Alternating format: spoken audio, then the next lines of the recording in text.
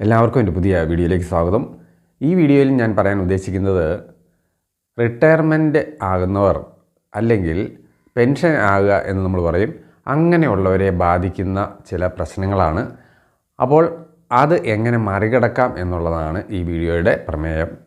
പെൻഷനായവർക്ക് ആദ്യത്തെ ഒരു വർഷത്തിനുള്ളിൽ തന്നെ പ്രമേഹം കൂടുന്നതായിട്ട് കാണുന്നുണ്ട്, അതുപോലെ BP കൂടുന്നതായിട്ട് കാണുന്നുണ്ട്, ടെൻഷൻ, പല വിധത്തിലുള്ള ഒരു സ്ട്രെസ്സ്, ഇതെല്ലാം പലതരം രോഗങ്ങൾ, അതുപോലെ ഹൃദ്രോഗങ്ങൾ, ഇങ്ങനെയുള്ള സാധ്യതകളെല്ലാം കൂടുന്നതായിട്ട് കാണുന്നുണ്ട്. അതിൻ്റെ പിന്നിലുള്ള ഒരു കാര്യം എന്താണെന്നുള്ളത് നമുക്ക് നോക്കിയിട്ട് അതിനെ മാറ്റാനായിട്ടുള്ള കാര്യങ്ങളാണ് ഇവിടെ പറയുന്നത്. അതായത് ഈ സർവീസിലിരിക്കുന്ന സമയത്ത് നിങ്ങളുടെ സേവന കാലാവധി, അതായത് ജോലി സമയത്ത് അത്രയും വർഷം നിങ്ങൾ എൻഗേജ്ഡ് ആണ് ഒരു കാര്യത്തിൽ, അതായത് നിങ്ങളുടെ ജോലിയിൽ. അപ്പോൾ നിങ്ങളുടെ ജോലി സ്ഥലത്ത് ഒരുപാട് പേരുമായിട്ട് നിങ്ങൾ ഇടപെടുന്നുണ്ട്, അതുകൊണ്ട് തന്നെ മൈൻഡ് നല്ല ആക്റ്റീവായിട്ടാണ് നിൽക്കുന്നത്. അപ്പോൾ ഈ ഒരു ഫേസിൽ നിന്നും വർഷങ്ങളായിട്ട് തുടരുന്ന ഈ ഒരു രീതിയിൽ നിന്നും റിട്ടയർ ആകുമ്പോഴേക്കും പെട്ടെന്ന് നിങ്ങളൊരു മാറ്റം നിങ്ങളിൽ വരികയാണ്. കാരണം നിങ്ങൾ ഒറ്റപ്പെടുകയാണ്, പിന്നെ നിങ്ങളുടെ പതിവ് കൂട്ടുകാരൊക്കെ ജോലി സ്ഥലത്തില്ല, അതുപോലെ നിങ്ങളുടെ സംസാരങ്ങൾ കുറയുന്നു. അങ്ങനെ ഒരു ഒറ്റപ്പെടൽ തോന്നിക്കഴിയുമ്പോൾ തന്നെ ഇനിയൊന്നും ചെയ്യാനില്ല, അല്ലെങ്കിൽ ഇനി എന്നെക്കൊണ്ടൊരു കാര്യവുമില്ല എന്നൊക്കെ അങ്ങ് തോന്നുമ്പോൾ, അല്ലെങ്കിൽ വീട്ടുകാർ എന്നെ അവഗണിക്കുന്നു, നാട്ടുകാർ എന്നെ അവഗണിക്കുന്നു, ഇങ്ങനെയൊക്കെയുള്ളൊരു തോന്നൽ വരുമ്പോൾ തന്നെ നിങ്ങളുടെ മനസ്സ് ഇടിയും. അപ്പോൾ തന്നെ പലവിധ മാനസിക സന്തോഷമില്ലാത്ത അവസ്ഥയിൽ പല രോഗങ്ങളും കൂടും. അപ്പോൾ നമുക്ക് ചെയ്യാൻ പറ്റുന്നത്, ഒരു പെൻഷനാകുന്നതിന് 2 വർഷമെങ്കിലും മുന്നേ നിങ്ങൾ ഇതിനു വേണ്ടി, റിട്ടയർഡ് ലൈഫിന് വേണ്ടി അല്ലെങ്കിൽ പെൻഷനാകുന്ന ആ ഒരു സമയത്ത് അതിനു വേണ്ടി നിങ്ങളൊന്ന് പ്രിപ്പയർഡ് ആകണം, അതായത് തയ്യാറെടുക്കണം. അതായത് നിങ്ങൾ ഏതെങ്കിലും ഒരു ഹോബി, ഇതുവരെയും നിങ്ങൾക്ക് കാര്യമായ ഹോബി ഇല്ലെങ്കിൽ നിർബന്ധമായിട്ടും ഏതെങ്കിലും ഒരു ഹോബി തുടങ്ങണം, 1 or 2 തുടങ്ങണം. അതായത് അതിലേറ്റവും നല്ലത് റീഡിംഗ് ആണ്, വായന. കാരണം നിങ്ങൾക്ക് പ്രായം കൂടുന്നതനുസരിച്ച് രോഗങ്ങൾ കൂടുതലായിട്ട് വരുന്നു, അത് ആർക്കും വരാം. അപ്പോൾ അങ്ങനെ വരുമ്പോൾ നിങ്ങൾ കിടപ്പിലാകുമ്പോൾ പോലും ആശ്രയിക്കാവുന്ന ഒരു ഹോബിയാണ് ഈ റീഡിംഗ് എന്ന് പറയുന്നത്. അതുപോലെ റൈറ്റിംഗ്, എഴുതുന്ന ശീലമുള്ളവർ, അതൊക്കെ വളരെ നല്ല ഹോബികളാണ്. അപ്പോൾ ഹോബി തിരഞ്ഞെടുക്കുമ്പോൾ ഓർക്കേണ്ട ഒരു കാര്യം, നിങ്ങൾക്ക് സ്വയം ചെയ്യാൻ പറ്റുന്ന ഹോബിയാണെങ്കിൽ, ഉദാഹരണം പറയുകയാണെങ്കിൽ ഗാർഡനിങ്, അതുപോലെ ചിത്രങ്ങൾ വരയ്ക്കുന്ന രീതി, ഇങ്ങനെയൊക്കെയുള്ള ഒറ്റയ്ക്ക് ചെയ്യാൻ പറ്റുന്ന കാര്യങ്ങളാണെങ്കിലാണ് നിങ്ങൾക്ക് കൂടുതൽ എൻജോയ് ചെയ്യാൻ പറ്റുന്നത്. കാരണം നിങ്ങളുടെ പ്രായമായിട്ടിരിക്കുന്ന അവസ്ഥയിൽ നിങ്ങൾക്ക് ഇതുപോലെ ഹോബികളിൽ ഏർപ്പെടാൻ നിങ്ങൾക്ക് ഉത്തമരായിട്ടുള്ള കൂട്ടുകാരെ ഒന്നും കിട്ടിയെന്ന് വരില്ല. പിന്നെ മറ്റൊന്ന് ചെയ്യാനുള്ളത്, ഒരു ലൈബ്രറി മെമ്പർഷിപ്പ് എടുക്കുക എന്നുള്ളതാണ്. അപ്പോൾ ഇത് കേട്ടാൽ നിസ്സാരമാണെന്ന് തോന്നും, പക്ഷേ ഇവിടെ ഒരു ഗുണം എന്താണെന്ന് വെച്ചാൽ, നിങ്ങൾക്ക് റീഡിങ് ഹോബി അല്ലെങ്കിൽ പോലും നിങ്ങൾ ഒരു വലിയ ലൈബ്രറി തന്നെ മെമ്പർഷിപ്പ് എടുക്കുകയാണെങ്കിൽ നിങ്ങൾക്ക് എന്നും വൈകുന്നേരം അങ്ങോട്ട് പോകാൻ പറ്റും. അല്ലെങ്കിൽ സമയം കിട്ടുമ്പോൾ, ആഴ്ചയിൽ നിങ്ങൾക്ക് സമയം കിട്ടുന്നതനുസരിച്ച് ലൈബ്രറി ഒരു വൈകുന്നേരമൊക്കെ പോയാൽ സമപ്രായക്കാരായിട്ടുള്ള ആൾക്കാരുമായിട്ട് പലവിധ കാര്യങ്ങൾ ചർച്ച ചെയ്യുകയും അങ്ങനെ മനസ്സിനെ ഒന്ന് ഉണർത്താനും പറ്റും. അപ്പോൾ അവിടെ ഒരു പ്രധാന ഗുണം എന്താണെന്ന് വെച്ച് കഴിഞ്ഞാൽ, ഈ ക്ലബ്ബ് പോലെയുള്ളതിനെ അപേക്ഷിച്ച് ഈ ലൈബ്രറി വരുന്നവർ പൊതുവേ ഒരു മിതവാദികളായിരിക്കും. കാരണം അവർ വലിയ ദുശീലങ്ങളിലൊന്നും ഇല്ലാത്തവരായിരിക്കും. കാരണം ഈ ഹോബിയിലാണ് അവർ സ്റ്റിക്ക് ചെയ്തിരിക്കുന്നത്. അപ്പോൾ അങ്ങനെ വരുമ്പോൾ ഈ കൂട്ട് നിങ്ങൾക്ക് വായന അധികം ഇല്ലെങ്കിൽ പോലും വായനയും അതുപോലെ പലതരം ഉൾക്കാഴ്ചകളുമുള്ള ആൾക്കാരുമായിട്ട് ഇടപെട്ടാൽ നിങ്ങളുടെ മനസ്സിനെ സജീവമായിട്ട് നിർത്താൻ പറ്റും. അപ്പോൾ റിട്ടയർഡ് ലൈഫ് കുറച്ചുകൂടെ ഒരു എനർജറ്റിക് ആകാം, മനസ്സിടിയാതെ ഒഴിവാക്കാം. ക്ലബ്ബുകളിൽ പോകുമ്പോൾ സൂക്ഷിക്കേണ്ട ഒരു കാര്യം, ചില ക്ലബ്ബുകളിലെങ്കിലും ദുശീലങ്ങളാണ് വിളമ്പുന്നത്. അതായത് പലതരം ദുശീലം, മദ്യപാനം പോലെയുള്ളത്, പുകവലി പോലെയുള്ളത്, പിന്നെ മറ്റ് പല ദുശീലങ്ങളിലേക്കും പോകുന്ന പലതരം ക്ലബ്ബുകൾ കണ്ടേക്കാം. ക്ലബ്ബുകളിൽ പോകുന്നുണ്ടെങ്കിൽ അത് നല്ലതാണെന്ന് ഉറപ്പാക്കണം. അവിടെ പൊതുവെ ചിലവുകൾ കൂടുതലായിരിക്കും, പലതരം പാർട്ടികളും അങ്ങനെയൊക്കെയുള്ള പിരിവുകളും ഒക്കെ കണ്ടേക്കാം. ഇനി അടുത്ത് പറയാനുള്ളത്, നാട്ടിൻപുറത്തൊക്കെയുള്ള കടകളിൽ, ഈ സൂപ്പർ മാർക്കറ്റിലും വലിയ ഹൈപ്പർ മാർക്കറ്റിലും ഒക്കെ പോകാതെ നിങ്ങൾ അവിടെയും പോയി ചെറിയ സാധനങ്ങളൊക്കെ വാങ്ങണം. അങ്ങനെ വാങ്ങുമ്പോൾ എന്തായാലും ഗുണമെന്ന് വെച്ച് കഴിഞ്ഞാൽ, വൈകുന്നേരമൊക്കെ കടയിലേക്കൊക്കെ ഇറങ്ങുമ്പോൾ ഒരുപാട് സമപ്രായക്കാരായിട്ടുള്ളവരെയും പലതരത്തിലുള്ള ആൾക്കാരുമായിട്ട് മിങ്കിൾ ചെയ്യാനും അതുപോലെ അവരുമായിട്ട് സംസാരിക്കുമ്പോൾ തന്നെ നിങ്ങളുടെ മനസ്സ് കുറച്ചുകൂടെ ഒരു എനർജി കിട്ടുന്ന രീതിയിൽ കൊണ്ടുപോകാൻ പറ്റും.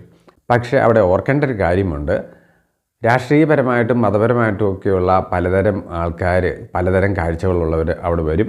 അപ്പോൾ അവരുമായിട്ട് അത് പറഞ്ഞ് നിങ്ങൾ കോർക്കാൻ നിൽക്കരുത്. നിങ്ങൾ അതിനു വേണ്ടിയല്ല പോകുന്നത്. നിങ്ങളുടെ മൈൻഡ് എൻഗേജ് ആക്കാൻ വേണ്ടി കഴിയുന്നതും ആരെയും നോവിക്കാതെ നിർദോഷമായിട്ടുള്ള ആരോഗ്യപരമായിട്ടുള്ള തമാശകൾ പറയുകയും കുറച്ചുകൂടി ഒരു എൻജോയ്മെൻറ്റ് ലെവൽ കൂട്ടാൻ ശ്രമിക്കുക. അല്ലാതെ വിവാദങ്ങളിലും തർക്കങ്ങളിലും വാഗ്വാദങ്ങളിലൊന്നും ഏർപ്പെടാൻ പോകരുത്. അത് നിങ്ങളെ പിന്നെ മനസ്സ് ബുദ്ധിമുട്ടാക്കുകയേ ചെയ്യുള്ളൂ. പെൻഷനായവർക്ക് ചെയ്യാൻ പറ്റുന്ന ഒരു കാര്യമാണ് സോഷ്യൽ സർവീസ്. അതാകുമ്പോൾ പ്രായമായവരെ ഒരിക്കലും മാറ്റി നിർത്തത്തില്ല, അവരെ അതിനനുവദിക്കും. കാരണം ആൾക്കാർ കുറവാണ് സോഷ്യൽ സർവീസ് ചെയ്യാൻ വേണ്ടി. അങ്ങനെ പലതരം ചാരിറ്റി സംബന്ധമായിട്ടുള്ള കാര്യങ്ങളിൽ ഏർപ്പെടാം, മനസ്സിനെ സജീവമാക്കാം.